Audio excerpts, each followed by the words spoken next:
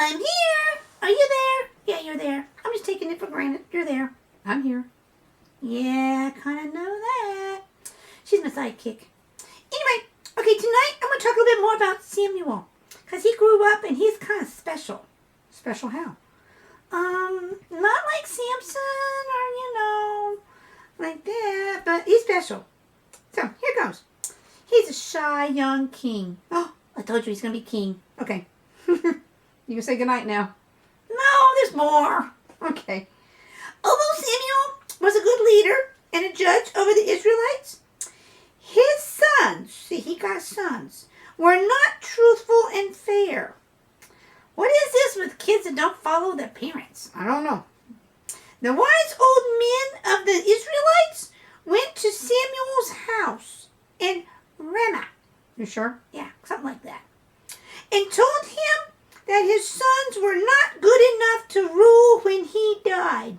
Ruh-roh, no inheritance there. So, let us have a king to rule over us like the other nations have, they asked. Oh. So, Samuel was disappointed at this. Didn't say he was surprised, just said he was disappointed. Mm-hmm. He felt that the Lord God should be their only king. And God had not meant for his people to be a fighting nation like the others around them once they had settled in Canaan. Mm-hmm. They were supposed to serve him in a quiet, peaceful way, like peacemakers, and set the example. But instead, they had begun to want power and riches. Yeah, that's what you get when you live amongst it. That's what you start seeing and wanting. So Samuel prayed to God about this, and God told him, go ahead and give the people a king as they have asked. They are not turning away from you, Samuel. They are turning away from me.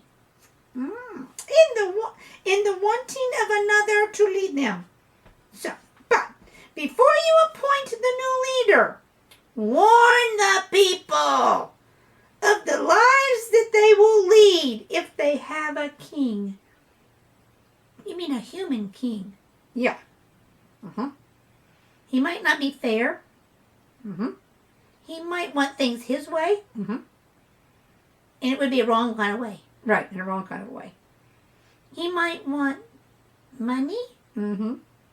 You got it. Humanistic. Ugh, you humanistic people. You should try to be a petapistic. What's that? What's that? You sounded like me for a minute. That would be a pet. Anyway, moving on. Samuel tried to tell the people that if they had a king, he would take their sons to be his soldiers and their daughters to work in his palace. It would just not be good. And they would have to pay taxes. Ugh, I hear you complaining about that. To him and to have to work for him. Someday, he warned them, you will cry to the Lord about your king, and then the Lord will not hear you. He gave you what you wanted. Now, be happy. You added that part. I know. I add emphasis sometimes. Keep going.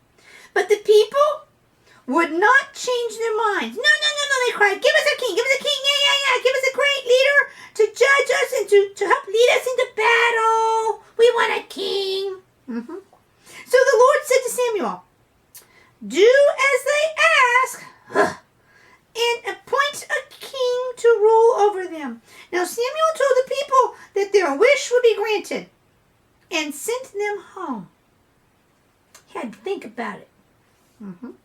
At this time, there was a powerful man in the tribe of Benjamin named Kish. Rhymes with fish. Kiss fish. It does. Yeah. He had a son, this Kish dude. What's his son's name? Saul. S-A-U-L. Saul. He was a handsome-looking young man. And he was very tall. Tall one. Oh, yeah. So tall. Yeah, like his head stuck above everybody else's head.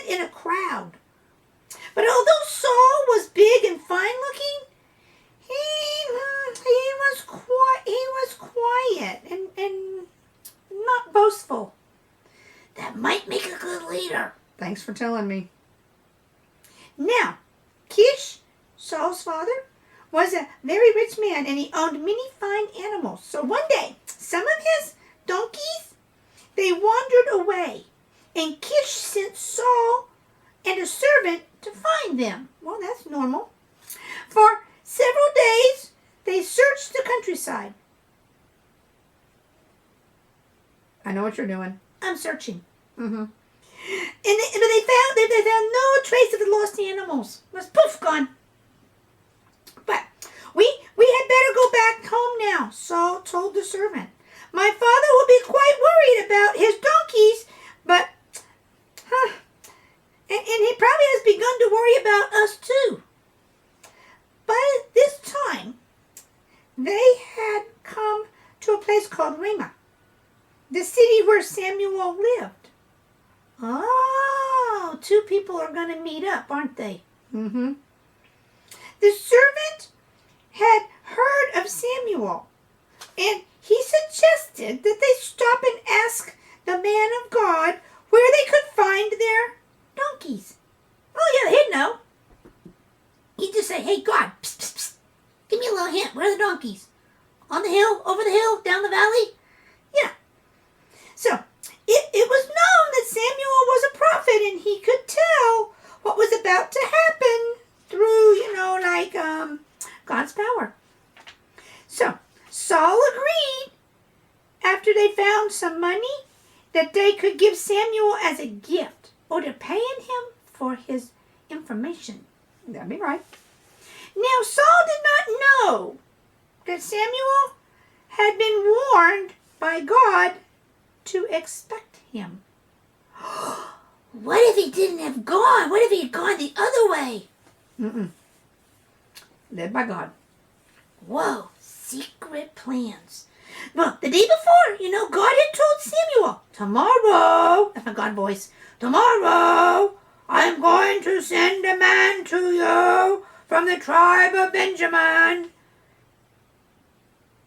He is the one you are to anoint as king over my people. Wow, what if he had never showed up? I think he would have waited all day. And all night. Mm-hmm. When Saul came to Samuel that day, he would hardly have been recognized as a king. He looked dirty and tired from searching for the donkeys. And he only wanted to ask the great prophet a simple question. Where's my dad's animals? But Samuel, he heard God's voice speaking to him again in his little heart. Mm-hmm. This is the one I was speaking of. Psst, psst, psst, psst. This is the future king. He didn't look like much. No, he didn't look like much that day. So, Saul could not understand why Samuel treated him so well. Samuel insisted that Saul come to the feast that he was attending and give him the best food there. And then he invited Saul and the servant to spend the night at his house. Well, that's not unusual. Not in old days. That night, Saul and Samuel stayed up really late to talk of all the things that were going to happen in Israel. He spilled the beans. He did. And the next morning, Samuel walked with Saul and the servant to the edge of the city. Mm-hmm. He escorted him out. Mm-hmm. That's polite. Then he asked the servant to go on ahead while he talked to Saul alone. Whoa, here comes the big beans. Mm-hmm. When no one could see them, Samuel brought out a little bottle filled with oil and poured a little dab on Saul's head. Has he got a bad hair day? No. It's called anointing. Oh, yeah. Okay, I'll keep reading. This was called anointing. Hey, she's right. And then he announced to Saul, the Lord has appointed you as prince over his people. I bet you Saul wanted to bust out laughing. He might have. He'd be shocked.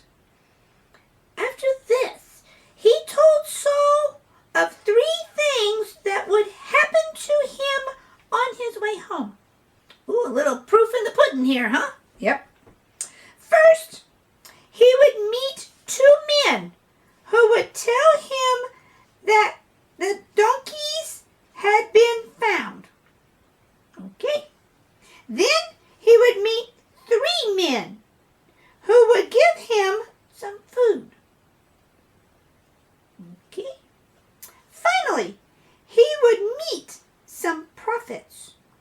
And when God's Spirit had come upon him, he would be able to prophesy with them. Oh, like he would get the power? Mm-hmm. All these things happened just as Samuel had said they would. When Samuel finally reached home, he's got a big announcement. He should start bossing people around. No? No. Well, it says when Saul finally reached home, an uncle met him and asked where he had been. So Saul told him that he had seen Samuel, but he did not tell anyone that he had been anointed Israel's first king. Who would believe it anyway? Exactly. Then Samuel called all the Israelites together at Mizpah, and he said, "You have made God unhappy by asking for a king, but he has heard you and will give you that king. Now let all the tribes of Israel, all of them, family by family, pass in front of me."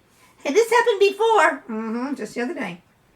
One by one, the tribes passed until Samuel chose the smallest and weakest, the tribe of Benjamin. Then, as all the families of Benjamin, the family of Kish were singled out. Finally, Saul was called for. Uh-oh, little secret's gonna get out. Mm-hmm. But Saul, he was not with his family. He had hidden from the crowd among the baggage. I think he knows how important this is. Uh-huh. Then someone ran and got him. And as he walked toward the people, they all looked eagerly to see what kind of man God had chosen. A shrimp. No. Everyone was pleased when they saw the tall, handsome young man. "Long live the king!" they shouted, just as they cheered their approval of Saul, the new ruler.